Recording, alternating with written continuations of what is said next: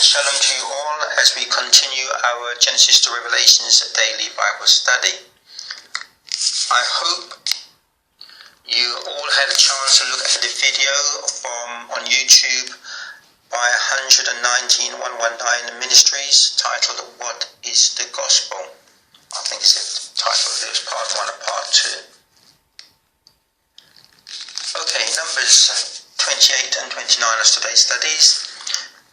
Yahweh God's system is specific as is He. Below are examples of how sacrifices and offerings to Him must be done. 1. At the times He appoints, which the verse says in their season. 2. The item He prescribes. 3. In the way He prescribes. I remind you of two relevant verses of Leviticus 27 verse 10, which reads, He shall not alter it nor change it, a good for a bad or a bad for a good. And if he shall at all change a beast for beast, then it and the exchange thereof shall be holy. So God does not accept the things that are unholy in exchange for things that are holy. 1 John chapter 3 verse 22. And whatsoever we ask, we receive of him, because we keep his commandments and do those things that are pleasing in his sight. So there is your stated criteria of how to get our prayers answered and things required of him, or asked of him, should I say. Okay, Numbers 28 verse 1, reading from. And Yahweh spoke unto Moses, saying, Command the children of Israel, and say unto them, My offering and my bread for my sacrifices made by fire, for a sweet savour unto me, shall you observe to offer unto me in their due season. As I said, that means at his times of choosing, not at our times of choosing. Verse 3. And thou shalt say unto them, This is the offering made by fire, which you shall offer unto Yahweh.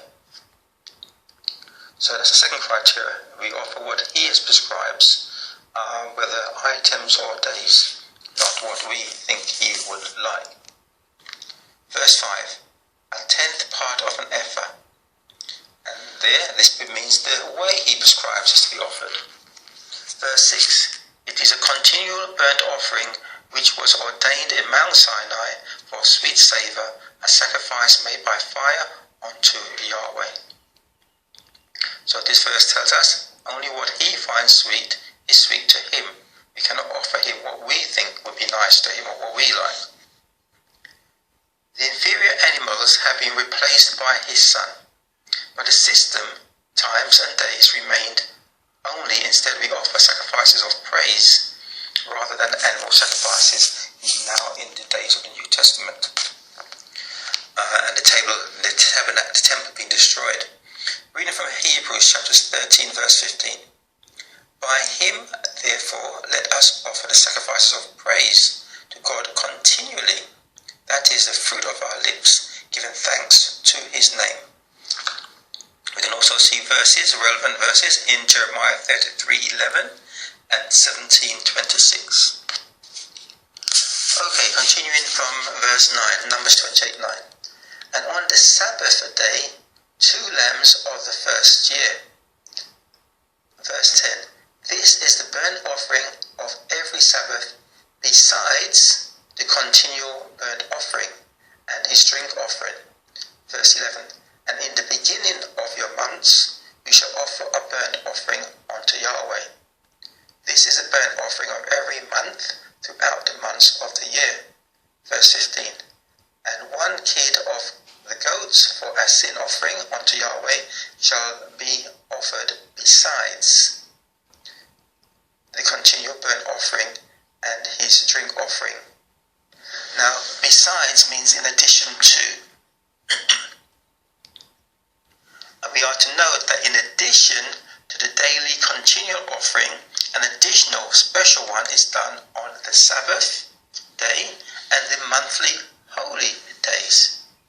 Now, some Christians are taught that they can worship God any and every day as a replacement for the seventh day Sabbath. Here, God disagrees. God has an offering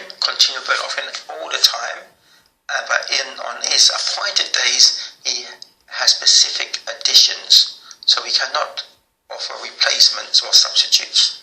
See also 1 Samuel chapters 20 verse 24, which was kept in addition to the Sabbaths. That's a new moon verse. Numbers 28 then goes on to list what God prescribes for certain holy days offerings. So I'm going to read from verse 16, which is the Passover offering. And in the 14th day of the first month is the Passover of Yahweh. And in the 15th day of this month is the feast. 7 days shall unleavened bread be eaten. In the first day shall be an holy convocation. You shall do no manner of servile work therein, but you shall offer a sacrifice. Verse 22. And one goat for a sin offering to make an atonement for you. You shall offer these besides the burnt offerings in the morning, which is for continual burnt offering. Verse 24. After this manner you shall offer daily throughout the 7 days. Verse 25. And on the 7th day ye shall have an holy convocation, ye shall do no servile work. Verse 26, which is offerings for the Feast of Weeks, or Pentecost. It reads, Also in the day of the first fruits, when you bring a new meat offering unto Yahweh, after your weeks be out, you shall have an holy convocation. You shall do no servile work, but you shall offer the burnt offering. It then goes on to chapters 29, which continues the prescriptions for the offerings, and this is the Feast of Trumpets. So reading from Numbers 29 verse 1. And in the 7th month, on the first day of the month, you shall have an holy convocation. You shall do no servile work. It is a day of blowing the trumpets unto you. And you shall offer a burnt offering, and so on. Verse 5. And 1 kid of the goats for a sin offering, to make atonement for you. Besides the burnt offering of the month, and his meat offering, and the daily burnt offerings. And then offerings for the Day of Atonement, that's verse 7. And you shall have on the 10th day of this 7th month an holy convocation, and you shall afflict your souls. You shall not do any work therein, but you shall offer a burnt offering unto Yahweh. Now this, and lastly, the Feast of Booths, which is Numbers chapters 29 verse 12. And on the 15th day of the 7th month you shall have a holy convocation. You shall do no servile work, and shall keep the feast unto Yahweh at 7 days. And you shall offer a burnt offering, and it goes on to this bit. I'm going to jump to verse 16. And 1 kid of the goats for a sin offering, besides the continual burnt offering. And the 1 kid of the goats for a sin offering, besides the continual burnt offering. That's verse 16 and verse 19. Jumping down to verse 35. On the 8th day you shall have a solemn assembly. You shall do no servile work therein, but you shall offer a burnt offering. And verse 39. These things you shall do unto Yahweh in your set feast, besides your vows and your freewill offerings for your burnt offerings. And lastly, verse 14. And Moses told the children of Israel according to all that Yahweh commanded Moses. So this is again another time, Leviticus 23 and other times, that God has mentioned these feast days to show how important they are. We're only in the 4th book of the Bible, and yet he's mentioned them a few times already. And I highlighted the verses where you note that these holy days were in addition to the daily offerings or daily prayers that we do. So God has this continually praying and offering and so on, but on special days he has additions. That's the point I want you to notice from there. So there is so much to learn from these 2 extremely important chapters of God's commands. But I know many of you do not like to study or read a lot. But these days must still be kept, is the point. They are of God, and no one can change them, not even Paul. They are partly why the deceiver has got his ministers to teach us they are only 10 commandments of Exodus chapters 20 verses 2 to 17. It's to stop us reading on to verses 23:14, for example, which again mentions these feast days. Satan wants us to break God's commands by hook or by crook, by lying or by deceiving. These feasts are mentioned in Exodus chapters 23:10 to 19, as I said, and by getting us to focus on the 10 commandments of just Exodus chapters 20 verse 1 to 17, we will ignore what He wants us to do, to ignore these keeping of these days, and by default, sin. Now, some of these sacrifices on these days was for atoning for sin, not all of them. In addition to your other offerings, even your vows and your free will ones. So we cannot replace them with others as a substitute. It would be better not to do the additional personal vows and free will offerings, rather than use them to replace these prescribed ones of God as a substitute for them.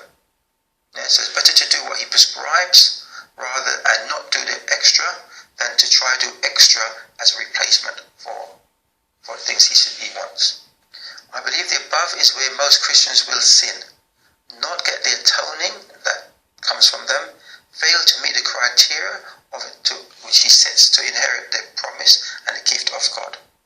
And Romans 6:23 says, "For the wages of sin is death, but the gift of God is eternal life through Yeshua, our Messiah."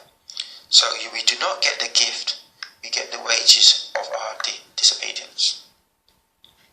Another deceit of the devil and his ministers, or those teaching the same out of ignorance, through the inherited errors that they've learned, is to use verses like Isaiah chapters 1 verse 14 to say God Himself did away with these appointed days of His. If that was the case, I'll read Isaiah 14 later on in a minute, but if that was the case, the people would not have met in Acts chapter 2 for the day of Pentecost, and Yeshua, or Jesus, would not have kept the Passover Himself, as did His apostles, Paul, and the early church, if God had cast them away in Isaiah chapters 1:14. If we read the context of these verses that pastors use, especially say Isaiah 1:14, these ministers use, we should see they are always talking about things of men, not of God. Things like Colossians and so forth. Now above we read God set His days of these holy convocations and how they were to be kept. Below, God refers to their, or your is a word He uses, new moons and appointed feasts. That's in Isaiah 1:14. Those are the ones He hates, not His ones. Even if even if the people did them at the right time, they did them in the wrong way and with the wrong heart. God states, as a lesson to us, if they do not do it as He instructs, it is evil, and He would not even hear their prayers. Are the times of your gatherings of His choosing or of man's? Isaiah 1:14 now reads, "Your new moons and your appointed feasts, my soul hateth. They are trouble unto me. I am weary to bear them. And when you spread forth your hands, I will hide my eyes from you. Yea, when you make many prayers, I will not hear. Your hands are full of blood. Wash you, make you clean, put away the evil of your doings from before my eyes. Cease to do evil." So clearly God's making a distinction between the things that they do, in thinking they're doing them for Him and He's going to be happy with them, and the things that He has chosen for them to do. Now, biblical history and our Bible tells us Satan's earthly humans and agents have always tried to prevent the seekers keeping these days. One example is in Daniel chapters 8 verse 10, which reads, "And it waxed great, even to the host of heaven, and it cast down some of the host and of the stars to the ground, and stamped upon them." Verse 11, Yea, he magnified himself even to the prince of the host, and by him the daily sacrifice, or as it says above, continual offering, was taken away, and the place of his sanctuary was cast down.